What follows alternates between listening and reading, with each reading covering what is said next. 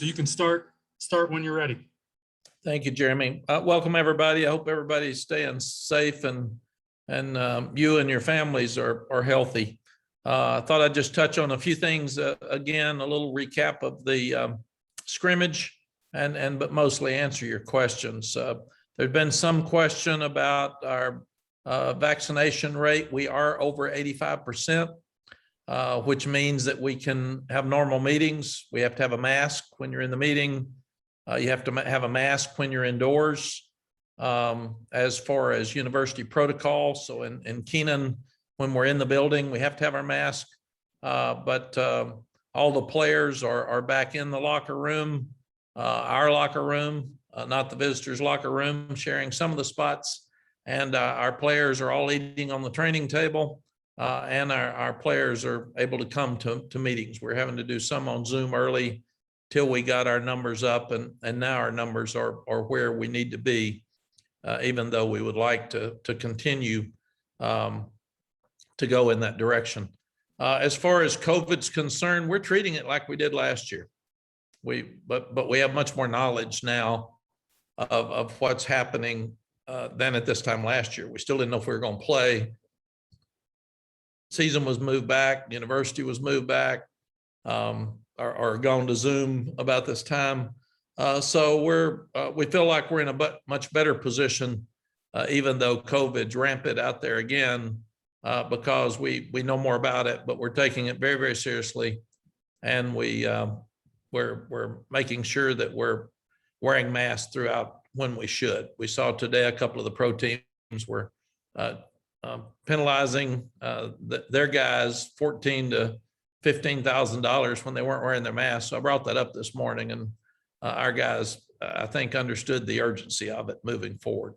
Some people have asked about the attendance of our games. I don't think that's been decided yet. That would come from Bubba, obviously, but I feel like we're going to have 100% attendance. What that means as far as protocol, I'm not sure. As far as the scrimmage itself, we thought the scrimmage was really good overall. We didn't get anybody hurt, which is the most important thing. This is the 15th practice, and they're more tired right now than they'll be at any time during the season. So yesterday was critical that we got through it. We had some spirit, we had good competition, and we came out of it really, really healthy. So now you're starting to look at who travels. The ACC said you can have 80 travel again this year instead of 72. So we'll start looking at a travel squad. We're looking at who plays.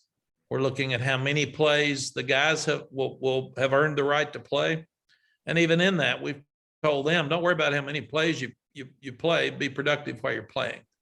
And that's your job. And then we'll start working on Virginia Tech this week. Yesterday's scrimmage was blue versus blue, a lot of it. Our first team versus our first team.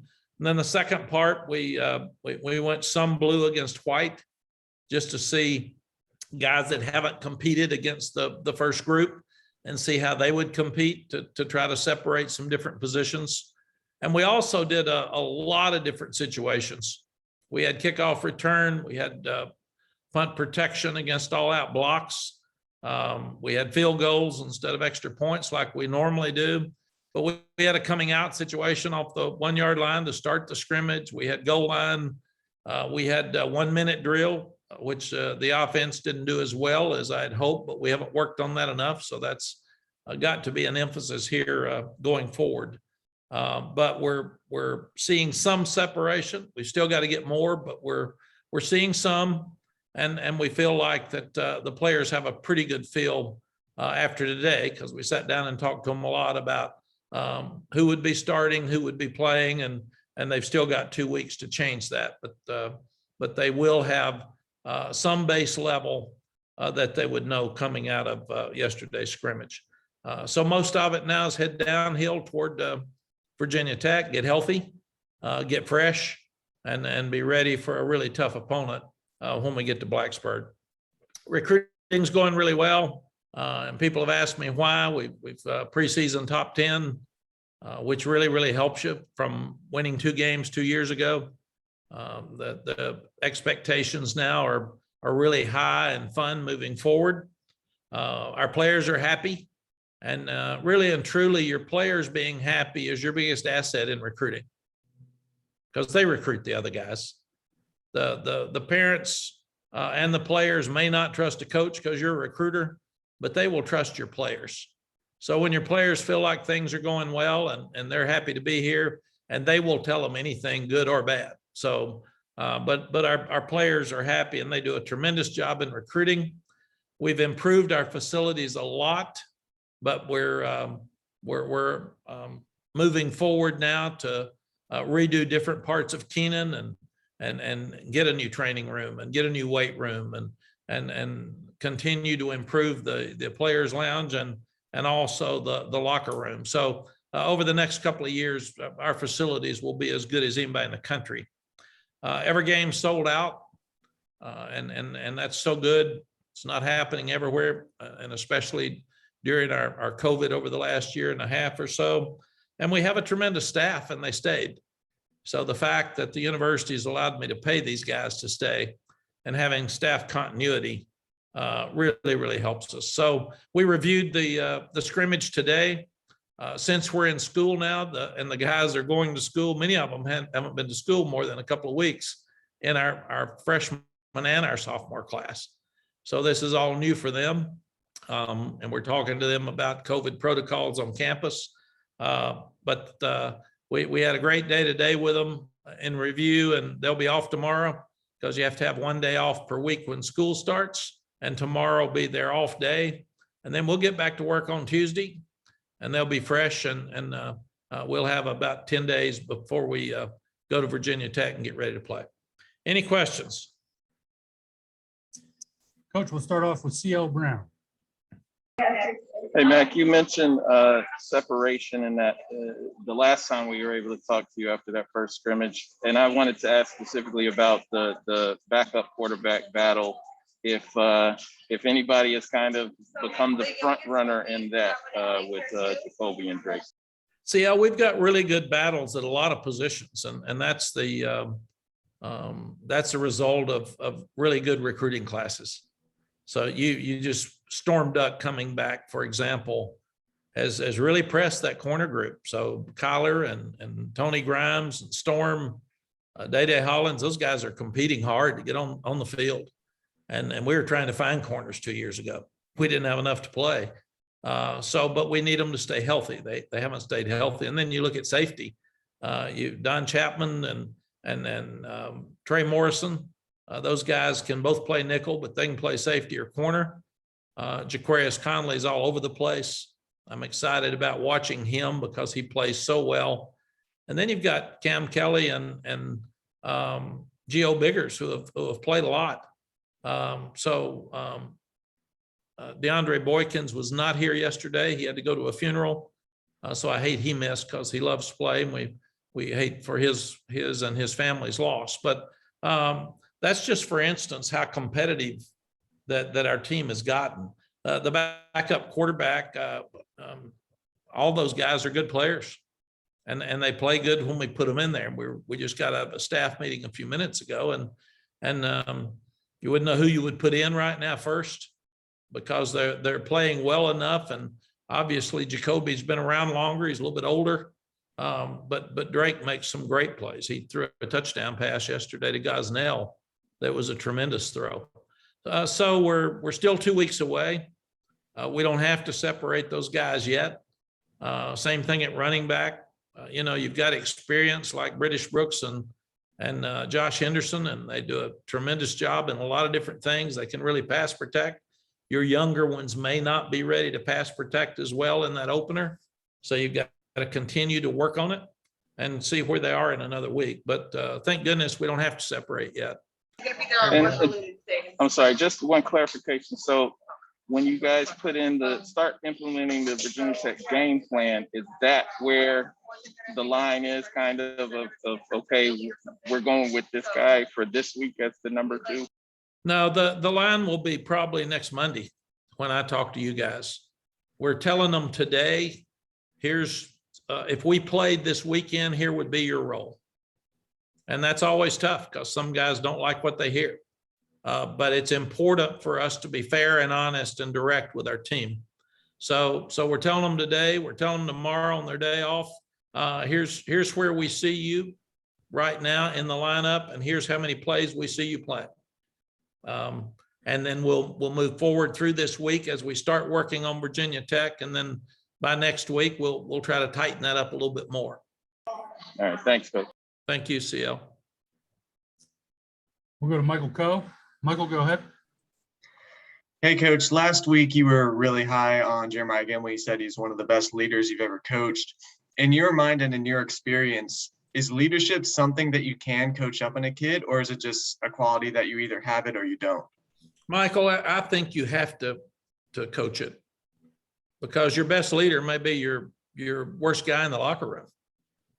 And you've got to try to flip him and get him on your side. I went to Iraq in, I think it was 2009, and spent 10 days on the front lines. And I met with General Odinero, who I just love and admire very much. And he was pretty much in charge of our troops in Iraq at that time. And I asked him, do you recruit leadership or do you teach it?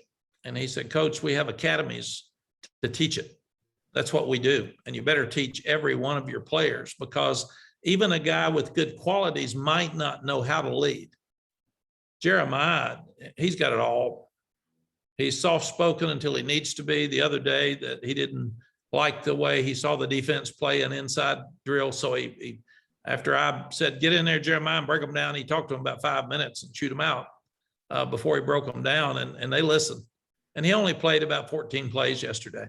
So we know what he can do. We're trying to keep him fresh, but he is definitely the leader of that defense. And we talk about the cliche, coach on the field. I've never seen a better one than Jeremiah Gimel. I just enjoy him every day. And he takes the young ones. He's got really young linebackers when you think about it, with Power and Rara and even Asante. Eugene's only really started one game. And then you take Sid Gray, who's playing really, really well. None of those guys have played. They just haven't played in games. And he just constantly coaches them. I mean, I'm so impressed with him, and nobody's asking him to do that. He just does it. So, but yes, we constantly bring in leaders. We're constantly talk to them. We have them listen to words of wisdom from other successful people across the country. But absolutely, we teach leadership every day. Thank you. Thank you, Michael. Andrew Jones. Hey, Coach, going back to the backup quarterback situation, how much value do you get out of seeing those guys extending their competition this far into the month, this close before the season starts, especially considering the fact that once you name a number 2 guy, some of that competition may slip off because they won't have to battle as much for that moving forward? Yeah, Andrew, we do not feel like, to answer your question, that we have to make a decision today, because they are battling and they're competing. And it has not changed since I was here before or at Texas. The backup quarterback is the most popular position and most talked about non-starter there has ever been in the history of college football. So that has not changed. So we'll keep it like it is, so you guys will have something to talk about. Well, the value in their competition and seeing the 2 of them compete every day. Yes. Can you kind of just speak to that about being able to watch every throw they make, every rep they take? There's a level of competition. They're not going to be the starter right away, because until something happens with Sam, if something ever happens. So at least you get to see them in a competitive environment 2.5 hours a day, every day of the week. Yes, absolutely. And that was my point about Kyler McMichael and Tony Grimes are playing better since Storm Duck's back. I mean, competition is such a key. Coach Wooden said the bench is your best coach. It's your best motivator, because the guys want to play. And when those 2 quarterbacks see each other making plays, there is absolutely no doubt that there's more urgency. And we all need that. And that's my job, is to keep pressure on our assistant coaches so they understand they can't get complacent. Well, their job is to keep pressure on their players in a positive way, but in a competitive way, because all of them want to play. We even told the team this morning, don't worry about how many plays you've got. Worry about how much production you get in those plays. if you get production out of your plays, you'll play more. And that's what the two quarterbacks are fighting for right now. I also had a quick question about special teams. We had Coach DeWitt yesterday, and he was talking about what you guys have been doing. Have you seen the kind of progress you were hoping to see this month in all realms of special teams? Yes, we've never worked best against best this much in special teams, and we've never worked this much live in preseason. So we have really made an effort to see progress. And I like our plan better. I like our philosophy better. We're all on the same page. I do think it's really helped bringing in Coach Porter, because you bring in the special teams coach from Auburn and add him to the special teams coach that you've got with Coach DeWitt. Not only can they separate duties and get more done individually, but they can have a collaboration of just thoughts. And I think we're just better all the way around. Thank you very much. Appreciate that. Thank you. Ross Martin, you're up. Hey, Coach. I was wondering what kind of separation you've seen at wide receiver. I know y'all struggled with some injuries at some point in camp, the status of that, and what you're kind of seeing out of wide receiver in that separation, certain players and whatnot. Yeah, Ross, Josh Downs continues to play really well. He did some great things yesterday. He caught a deep touchdown pass against the ones with Sam. So I'm really, really impressed with him. He competes. He's worked every day. He is a valuable piece of who we are moving forward. Then you've got guys like Emory Simmons has taken every snap. He's a warrior. He can run and does everything right. And he's doing a better job of getting separation and getting open. And then probably one of the most improved players is Antoine Green. I'm really impressed with him. He's got so much ability, and he's big, he's pretty, he can catch, he can run. And we've always just said, come on, man, give us some production here. And he's never been very confident. And I'm just seeing that confidence grow. So I like what I see out of those three. Justin Olson has a unique knack to catch the deep ball. And we're looking at him at both slot and the outside guy. So he's playing a lot of different places. He's another one that hadn't had a snap off at all. In fact, those four guys have been the guys that have taken every snap, and they've got to be exhausted. And we've had to slow down a little bit in some of their drills just to let them rest some. And then you've got Chaffrey, who we feel like is well now, and he'll be able to get back in there and go. You've got THI Kraft, who was doing so well, and he got slowed a little bit with a lower body injury, but he'll be back in there and ready to go. So we feel like we've got Bo, who's just continues to work his way back in. But we've had more guys out at the wide receiver position with lesser stuff than we've needed. And that has really slowed the progress for those guys. Stephen Gosnell caught 2 touchdown passes yesterday. So he had a good day, and he stepped up. And then you've got the 3 young ones. JJ Jones has been out, but he played yesterday, and he's starting to get back. And we were really excited about him. He had an upper body injury. And then you've got Payseur and Blackwell that are making plays. So there's enough bodies there, but we got to get them healthy. The young ones have made some mistakes and been tired some, and one of them got hurt. And then but those 4 right now would be the 4. Chaffrey is the fastest guy we've got. We need him back, and we need him on the field. We need him playing. And then you just hope that the young ones continue to grow. And quickly, I mean, it's no secret recruiting is going really well, particularly last night. I know you can't speak about individual recruits, and you mentioned it earlier, but did you expect to be landing these guys like Des Evans, Tony Grimes, Keyshawn Silver, Drake May, and then obviously what's going on right now with the 22 class? Can you point to a couple of things you think is the reason why you're landing these big elite recruits right now? Ross, I really did. We were doing that when we left here. I'm not sure I thought we would be doing it as quickly this time as we are. I thought it would take longer, and I do think Sam has helped our progress. If you look at flipping Sam that gave the rest of the recruits in the state a reason to come. If Sam Howell will flip from another school that's a really good place, then it's okay. North Carolina must be good because he thinks that. And then Drake May commits to a school and he flips. And all of that group says, whoo, this is cool. And then you need some big time guys to make it okay for other ones. And now we're starting to, it's starting to be okay to come here.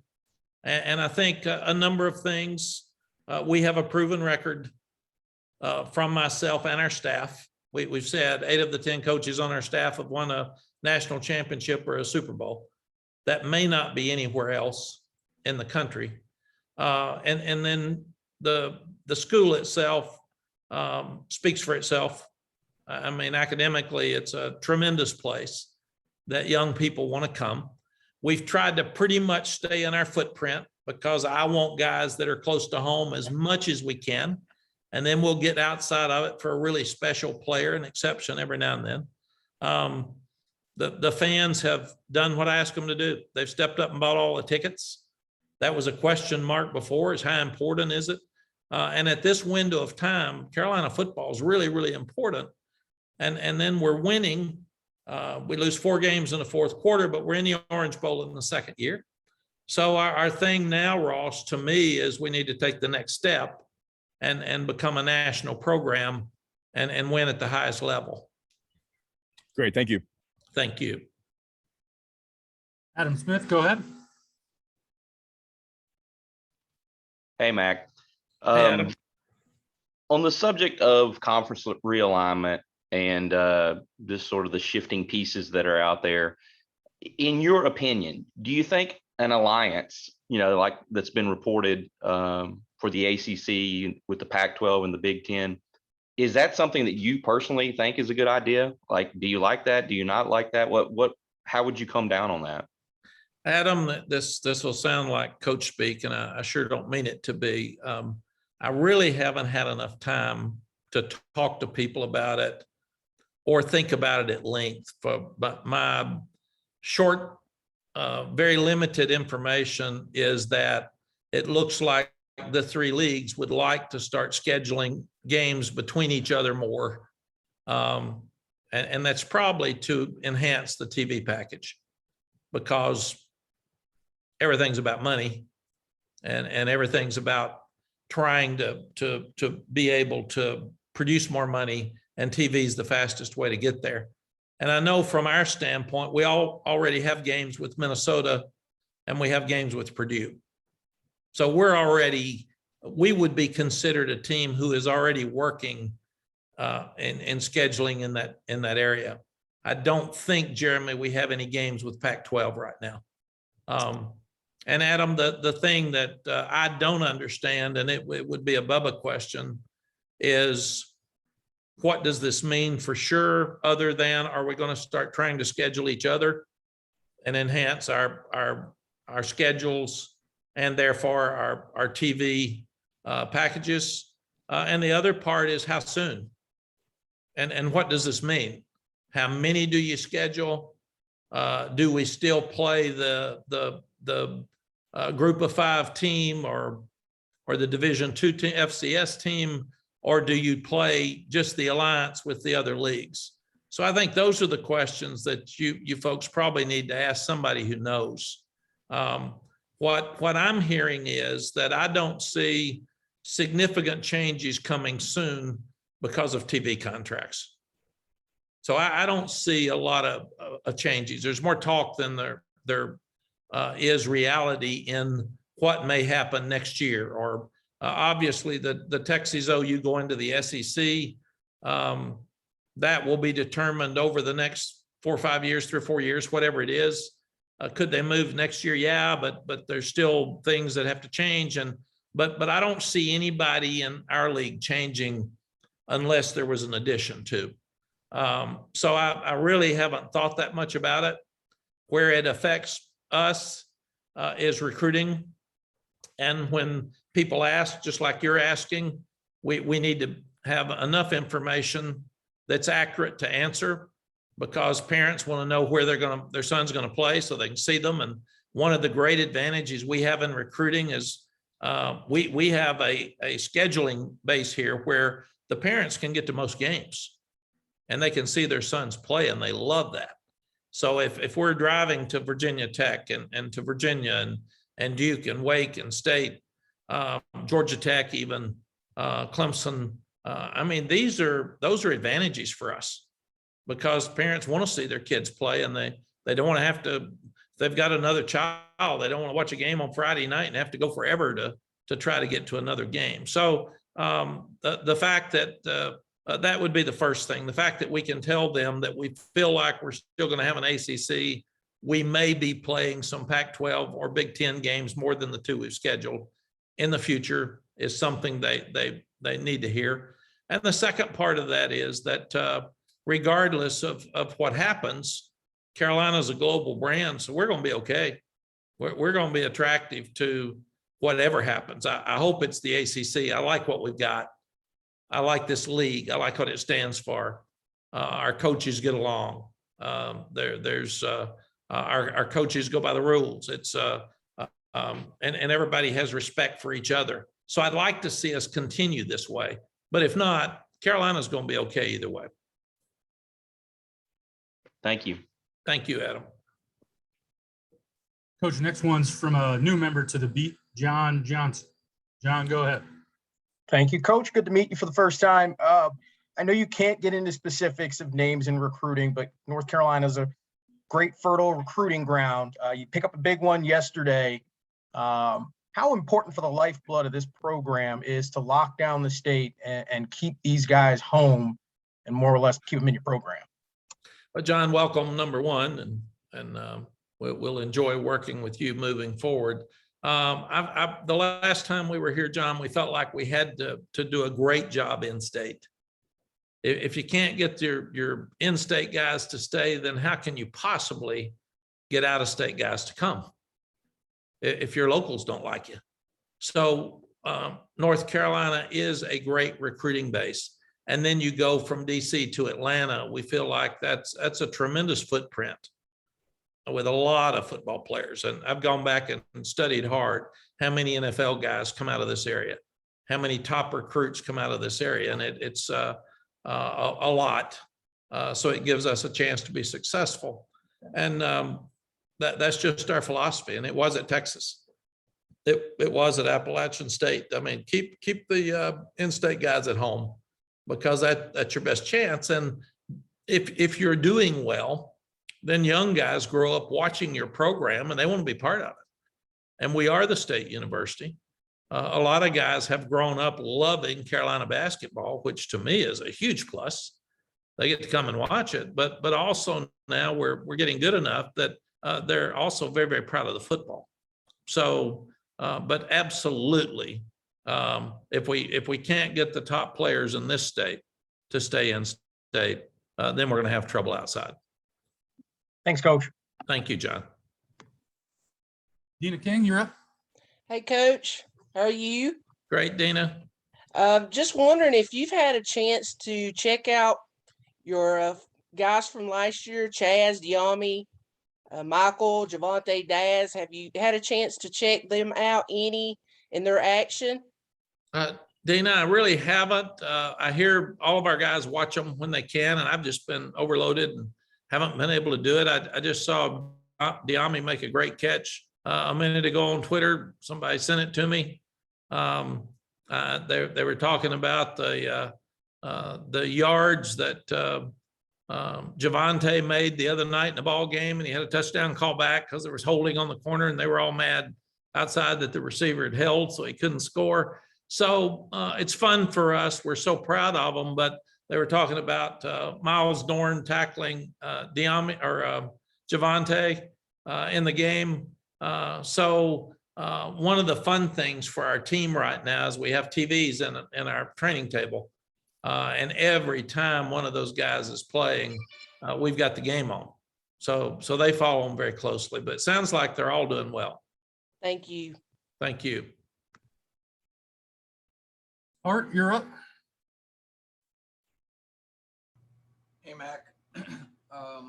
You had a little bit of this when you were here last time, when your expectations grew but I'm sure you'll learn more about it at Texas. You talk about, just going out and play, having fun and so forth. But when the pressure's on and you're a heavy underdog and there's a lot of expectation for the season, how does that change how you get them to just play? Art, the biggest thing is that we have learned that expectations are something you want, but it's different to everybody, because I like to take it as a tremendous amount of pride. Our fans can walk around right now with their chest stuck out because we're a preseason top 10 team. I don't take that as pressure. If we're doing our job, we're going to have those expectations. Those that don't have them right now, they haven't proven the possibility of being a really good team for next year. And the way that I handle it is tell the guys the best they can to control what they read and what they look at. Only use it as motivation. But at the same time, if you recruit well, which we're doing, and you compete at 100% effort every day in practice, then the game should be easier than practice. Because maybe you won't be competing against a better player than you are. And I've told our players, our coaches have a responsibility to get our guys to play better than if they weren't here.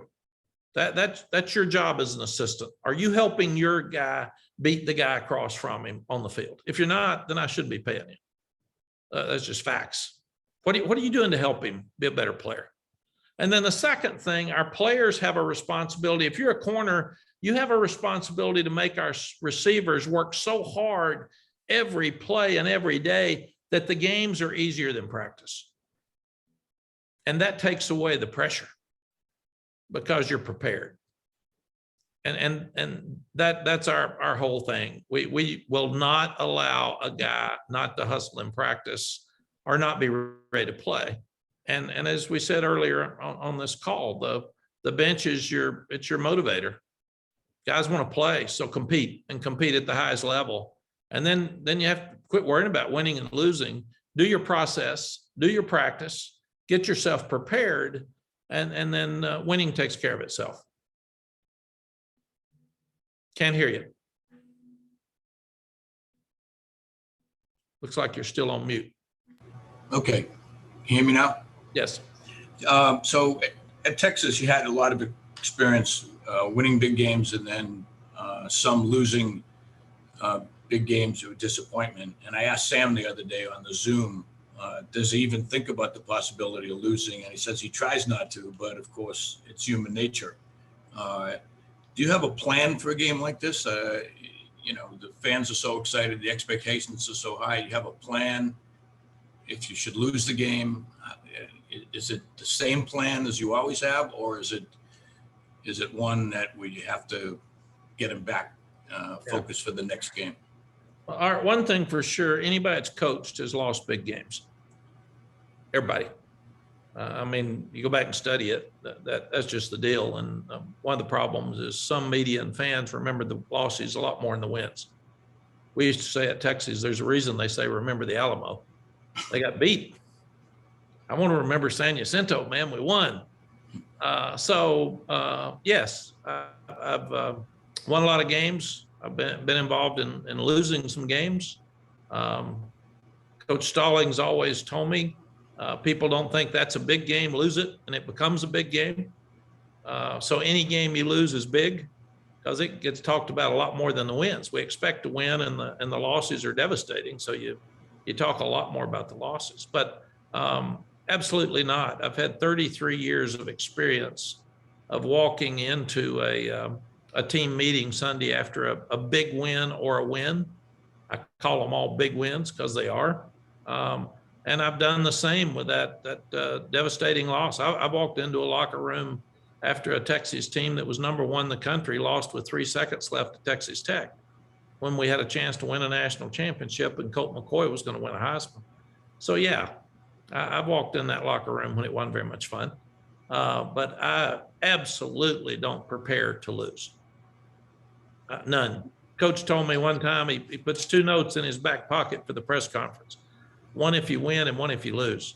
I do not want a losing press conference notes in my back pocket. It would burn while I was out there. So everything I do is prepare to win. And I never, ever even think about losing.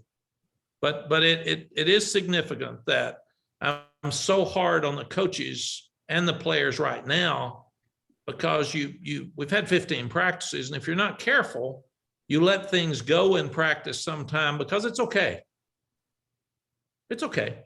I want us to coach right now, correcting every little thing that we need to, so you don't go to Virginia Tech and have some slip ups in different areas, and then you get beat because you didn't address them in practice. So we're addressing everything every minute of every day, so we can be the best team we can be. We can't control how Virginia Tech plays. They've run the ball against us for 2 straight years. They've scored 43 and 45 points. So they've whipped us. They've been more physical than our defense. So anybody that sits around and thinks this isn't going to be a fight. It's one of the toughest places to play in college football. They're a little sick of hearing us be bragged on. Nobody on this team is going up there not expecting to have a complete fight. Last year, 2 years ago, we got ahead of them. They came back and won in 6 overtimes.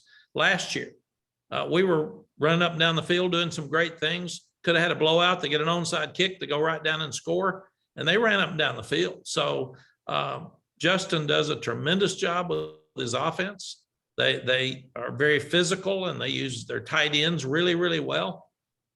They've got a running quarterback. All those things have given us trouble. And they don't like us very much. So with all those things, I'm excited about the challenge, not worried about the losing a game. Thank you, Mac. Thank you. All right, Coach. I think that's what we got for the day, unless anybody has anything else. Anything else before we get off? Gang, we got a real treat for you on Tuesday. I'm going to have